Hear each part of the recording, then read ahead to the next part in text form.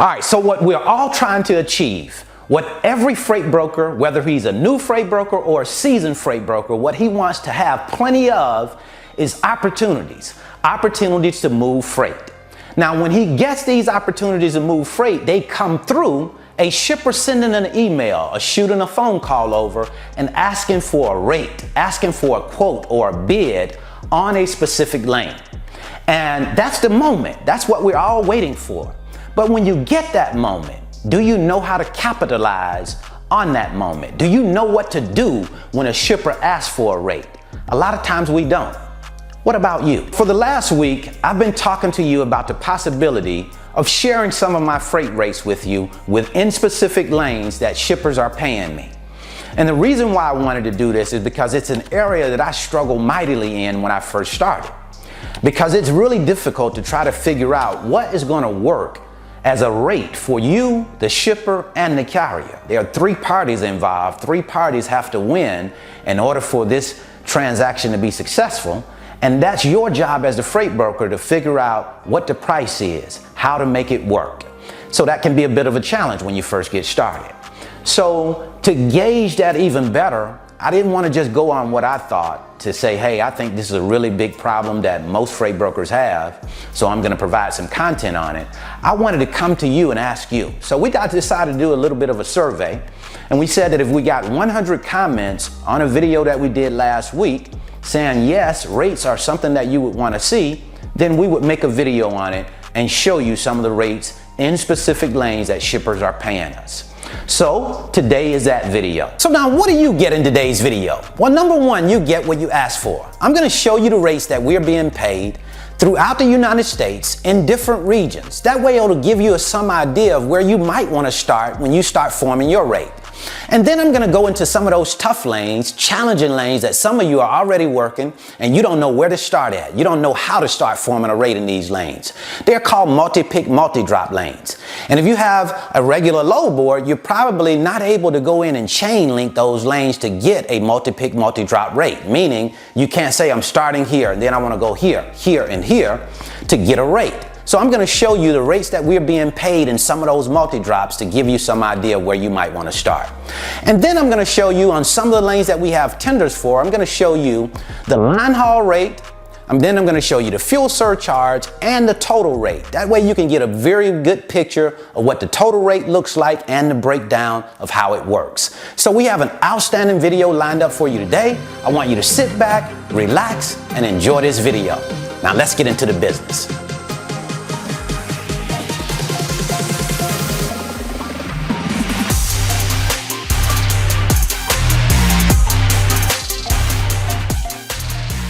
Freight broker rates is a very sensitive topic. Truckers want to know what freight brokers are being paid by shippers in lanes. Other freight brokers want to know what freight brokers are being paid. It's a competitive space. Those freight rates are highly sensitive. So with that said, I want you to know I'm sharing this video with you today because I want you to be able to see it from a different perspective. I want you to be able to see what shippers are paying in lanes so that you can learn from that and to be able to form your own rates without having such a challenge.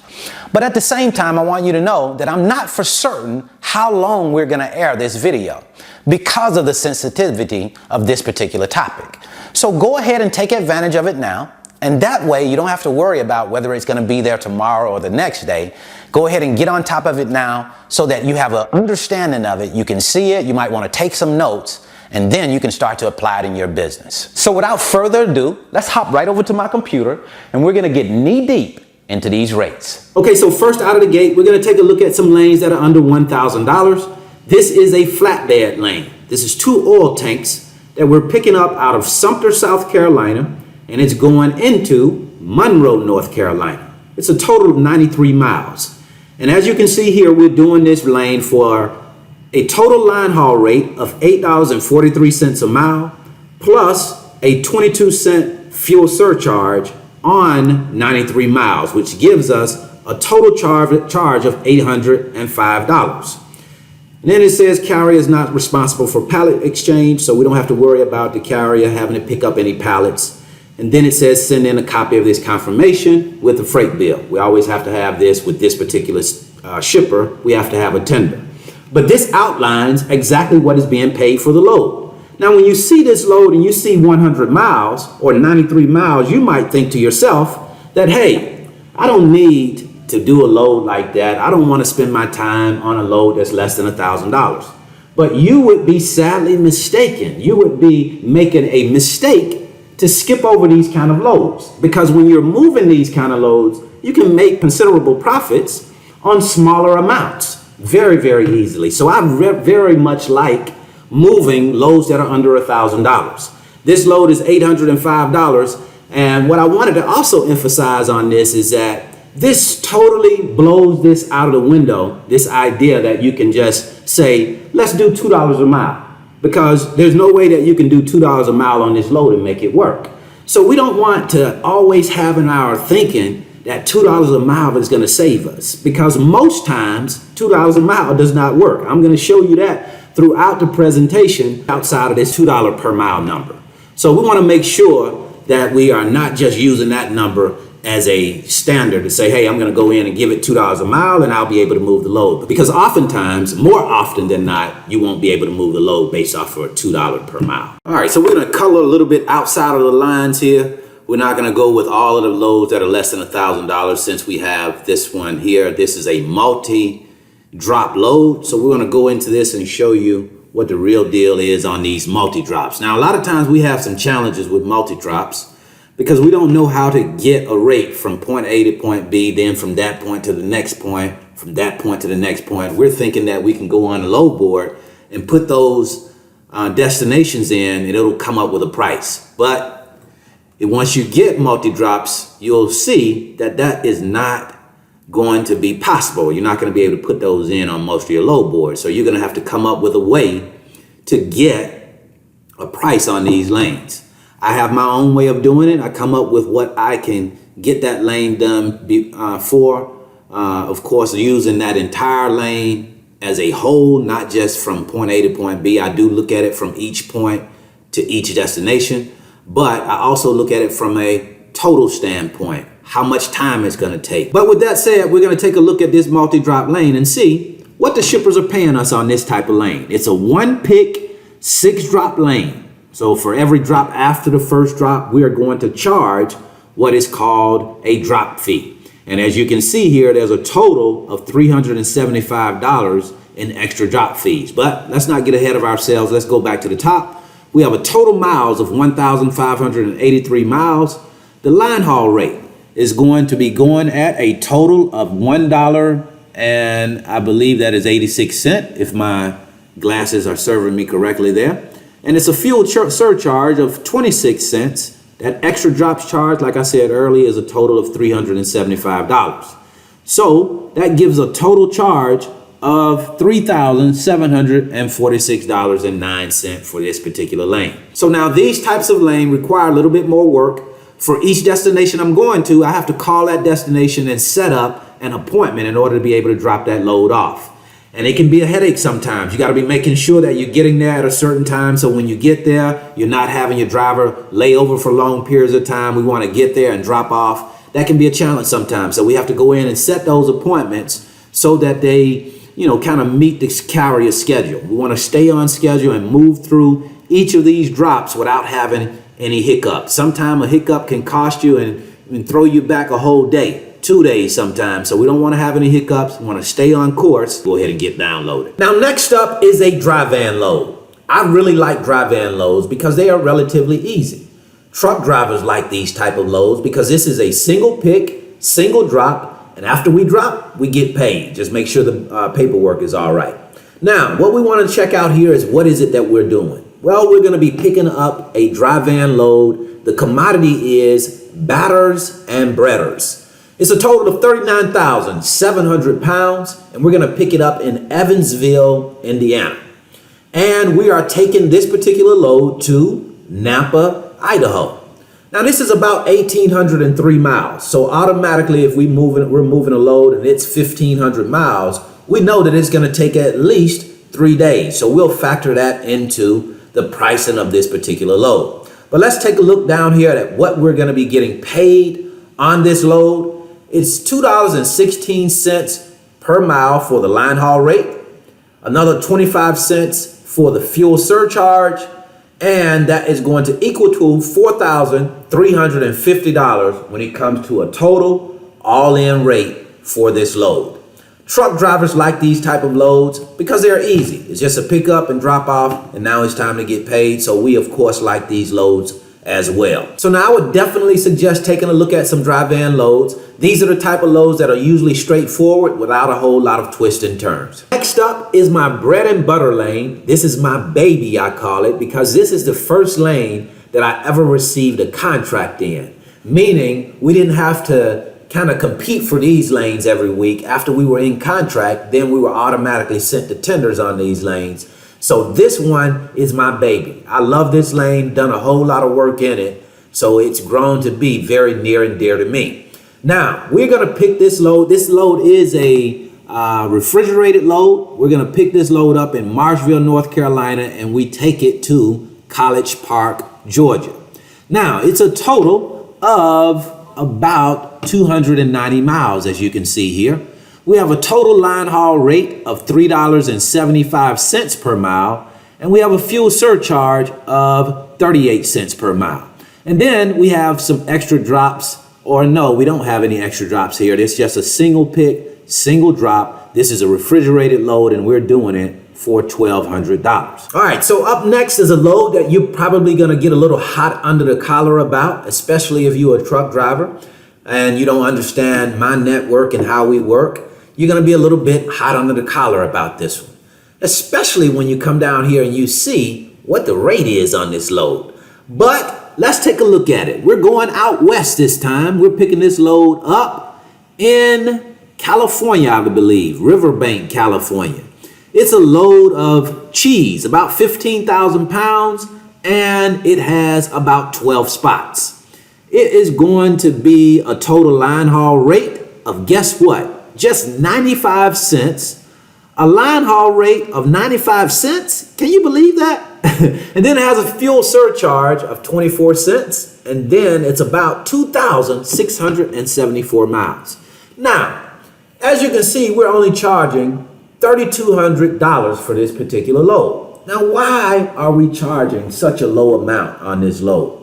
Well, because I had already talked with a carrier. A carrier had called me up and told me that he was going to be in California area on a particular date. So what I did was I called up the shipper and asked, hey, do we have any freight that we need to move back from California on these days or around these days? We're gonna have some trucks in there that are gonna be looking for backhaul. So we're gonna be able to get these done for a relatively cheap amount.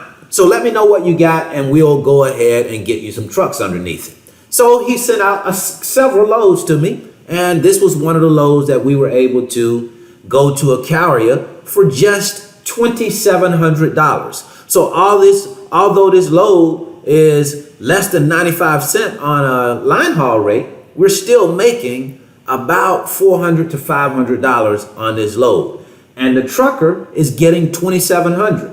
Now, what you don't know is what he went out to California at, the amount that he went out there on that load, and that would be the reason why he would want to settle for a load that's just $2,700, less than $1 a mile going back, or about $1 a mile going back. So you have to know your network. You have to know what it is that you can do, what you can't do. That's why it's important to understand that what one freight broker can get a load moved at could be totally different than another freight broker. So you can't necessarily just use the rates that I'm giving you, but it gives you a starting place for establishing rates. But when it comes down to these type of rates, it's basically gonna be what you can get that load moved for. Because unfortunately, in the rate game, there's not a set formula that says X plus Y equals Z. You know, X plus Y equal the rate. Not in this game. We have to come up with what we can actually get the load moved for. And in this particular case, it was $3,200 that we could get this load moved for and make a profit. So of course, we went for it. Now this load is a multi-pick load. That means that we're going to pick up 2 times here and then we'll drop off once because we have 2 picks and 1 drop. This is a frozen load. Our first pick is going to be in Germantown, Wisconsin, and then our second pick is going to be in Evansville, Indiana. Now, what we have here is a total of 13 spots on the pickup that's picking up in Evansville, Indiana. And then we have a total pallets of 3 spots, the one that's picking up in Germantown. And then we're going to mosey on down to Monroe, North Carolina, and we're going to drop this load off. Now, what we have to take a look here is at the total line haul rate. We have a total line haul rate of $3.02. We have a fuel surcharge of 25 cents on a total of 1,023 miles. And usually what we charge is $75 for any pick after the first pick. But what happened in this situation is the shipper threw that second pick on us at the last minute. So we charged $75 for the first pick and $75 for the second pick to make that $150 on the picks, for a total of $3,500 for our all-in rate. All right, so now this will be the last load that we share with you. It's taking a little bit more time than we anticipated, but this is a frozen load that's picking up in Green Bay, Wisconsin. It is frozen cheese, and it's going to be delivered in Monroe, North Carolina. If you take a look down here, it is a total of 985 miles. We have a total rate, line haul rate of $3.42 plus a 23-cent fuel surcharge to equal our $3,600 rate. Now this is a wintertime rate. We move this load over the wintertime, but this $3,600 changes usually in the summertime to about $2,400, $2,500. Sometimes you're gonna get it done at $2,700. Just depends on what's happening as far as trucks, the capacity in that particular lane. But this is a great lane. We love this lane, always want to move it. And if you have some trucks and you're in these lanes, you definitely want to give us a call sometimes if you're out there in Wisconsin, because we have quite a bit of cheese that we move all year round. So now you may have noticed a few of those lanes may have seemed to be a little bit lower than you would normally think a lane like that would cost. Now, I intentionally put those lanes in there because what I want you to understand and what I want to emphasize in this particular video is that it's not always about having big numbers. Sometimes we think just because we have a big number, that means that we can make a big profit. And that's not the case. It's about how you have freight position, how you have assets position, that determines what you make as a profit. Because at the end of the day, it's about you pricing freight so that the brokerage can make money. Now, am I concerned about carriers? Sure I am. Carriers are part of my team. But I also let carriers take care of carriers. Carriers have to look at freight, look at those rates, and determine, does this work or does it not work? Simple as that. Because at the end of the day, I as a freight broker cannot stay in business if I'm not taking profitable freight to my carriers. So now in conclusion, what I want you to know as freight brokers, whatever amount of carriers you're working with, whether that's hundreds or that's thousands of carriers, those carriers have decided to work with you for a reason. And a part of that reason is because they don't want to go and get their own freight. They realize that it's a challenge to get freight. So they've made you responsible for that. So because you're responsible for going to get freight, you are responsible for pricing. If a carrier wants to go and get his own freight, he decides pricing. Do I want to satisfy my carriers? I most certainly want to satisfy my carriers. They are very important members of my team. But I'm a realist. I realize, and I want you to realize, that you're not going to satisfy a carrier on every single load. That's just the business we've chosen. So now that's what I wanted to share with you today. I certainly hope this information has been helpful. If you want to learn more about the freight broker business, I'll leave a link in the description. It's my free 5-video series titled How the Load Movement Process Works. It'll give you a look into the freight broker business, let you see me in my office, moving loads, talking to shippers, talking to carriers. That way you can get a really good picture of how it works before you come into the business. And then I'm going to leave you a free video titled How We Find Shippers, because that's one of the things that's going to be really important to you when you first get started in your business, is how to get to those shippers that we just showed you gave us those wonderful rates. So until the next time, I wish you the very best in your life and business. And always remember that at the top of the mountain, there are only a small amount of people. And at the bottom of the mountain, looking upward, everybody is down there. So let's get out of the crowd and get to the top. See you at the top, because the bottom is much too crowded.